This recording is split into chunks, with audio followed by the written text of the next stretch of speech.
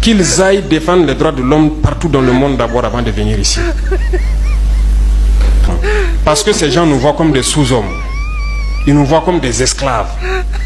C'est comme ça dans leur tête.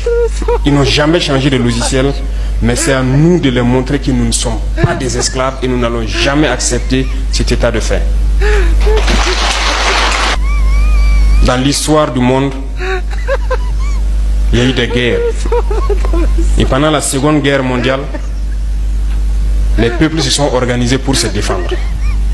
Un peu partout. Mais il y a un pays qui ne pouvait pas se défendre, qui était obligé de venir prendre nos ancêtres pour aller les défendre. Et aujourd'hui, ce même pays veut nous donner des leçons.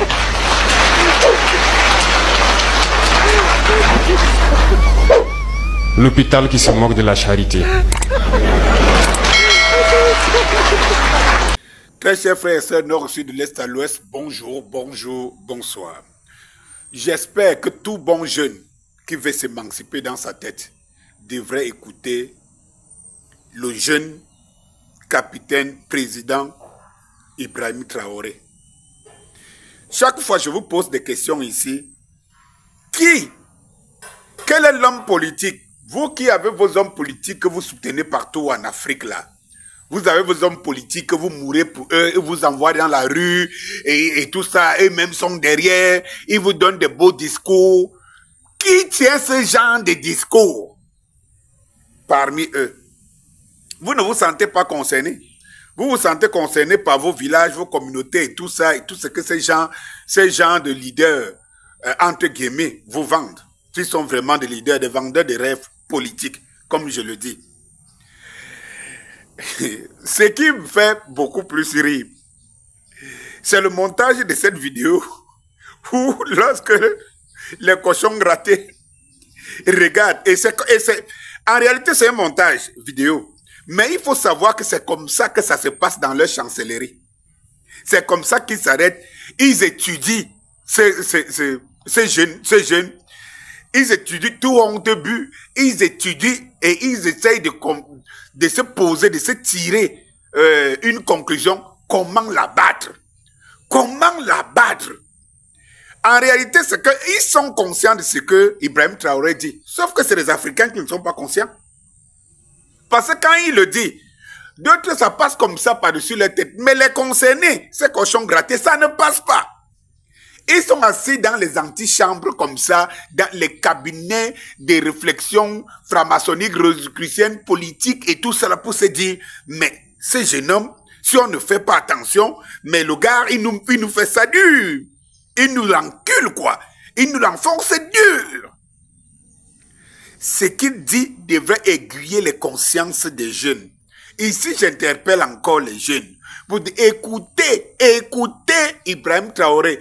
Vous voulez connaître, laissez vos petites disquettes que vous voyez dans les vues et imprégnez-vous de l'histoire, de la culture, de votre culture, de l'histoire africaine, d'où vous venez, d'où vous sortez, où que vous êtes et d'où vous devez partir. Parce que si vous écoutez un leader comme celui-ci, vous avez l'esprit révolutionnaire.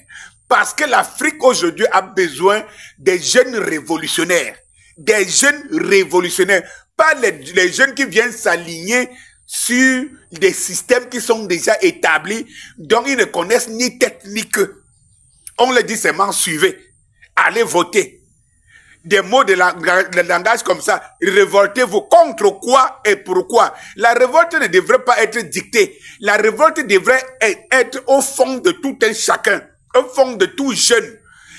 Cette petite révolte interne est la multiplication de ces révoltes derrière tous ces jeunes qui forment donc l'esprit, l'égrégore révolutionnaire que les Africains attendent. Et ils doivent partir justement de cette éducation, de cette culture, de cette histoire, de comprendre ce qui s'est passé. Parce qu'en réalité, quand vous venez trouver une affaire sur la table, si vous arrivez de chez vous, quelque part, dans un environnement donné, vous trouvez qu'il y a une affaire. La bêtise serait d'écouter les phrases de quelqu'un et se mettre directement, de prendre position. L'intelligence et la sagesse voudraient que Tu réfléchis un temps soit peu, tu essaies de comprendre ce qui se passe, d'entrer dans la genèse de la bagarre que tu es en train de voir maintenant, avant de comprendre ce qui se passe réellement et d'avoir un esprit critique bien élaboré. Le problème chez nous, c'est que lorsque nous venons, nous avons déjà des a priori qui sont guidés par le sentiment communautariste, tribal, paternaliste, maternel. Il y a quelque chose qui nous guide dans la position que nous allons prendre. Mais lorsque nous sommes libres, tout pratiquant d'arts martiaux le sait. Pour mieux acquérir la connaissance, il faut se vider face à ton maître, face à ton initiateur. Ne viens pas avec l'idée que tu as déjà quelque chose d'a priori. Non. Si tu viens avec l'idée que tu as quelque chose d'a priori, ce qu'on doit t'enseigner ne va pas entrer. Parce qu'il va trouver un blocus de la connaissance ignorante que tu imprimes devant toi. Il faut avoir un esprit libre pour pouvoir capter. Et même le bon élève. Le bon élève est celui que lorsqu'il est assis à la salle de classe, lorsque le professeur entre et qu'il commence le cours, il vide toute sa tête. Et il se concentre sur ce que le professeur, jusqu'au geste, jusqu'aux lèvres, il interprète tout ce que son enseignant lui dit. Je vous jure qu'à 90% le cours, il va assimiler le cours.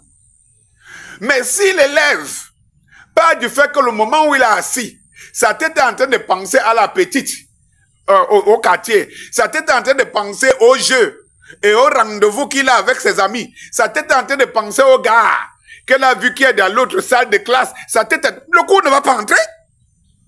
Et à la fin, qu'est-ce qu'on va retenir du cours? C'est la dernière phrase. Cette dernière phrase, on va la maîtriser.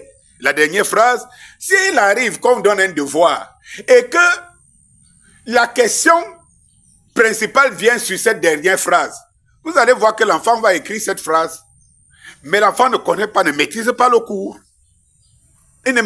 C'est pour cela qu'ils sont des diplômés, mais n'ont aucune compétence intellectuelle. Et donc, ce que je veux vous dire, frères jeunes, lorsque je vous ai promis que tous les jours, je vais vous sortir des sorties d'Ibrahim Traoré, afin que nul n'en ignore, que personne ne dise demain que je n'étais pas au courant. Et donc, c'était comme ça, parce que quand j'écoute les jeunes, moi j'approche beaucoup les jeunes pour mieux comprendre, entrer dans leur cerveau. Quand tu écoutes les jeunes, tu comprends qu'ils sont complètement à côté, et ils jugent les choses comme, telles que se présentent comme des images. Parce que nous sommes dans la génération d'images. Mais ils n'entrent pas en profondeur pour avoir, je veux dire, pour avoir quelque chose de riche qui leur permet de trancher. Comment celui qui est venu demander l'aide de ton père pour le sauver, demain devient le bourreau de ton père? Ça devrait te révolter. Ça devrait te révolter. Et savoir que si celui-là est toujours dans les couloirs de ta vie, il faut d'abord l'éliminer de tes couloirs, l'écarter avant de se dire quoi que ce soit. Il faut donc comprendre, quand Ibrahim Traoré dit qu'ils aillent d'abord balayer chez eux, là-bas et partout dans le monde avant de venir chez nous. Bonjour.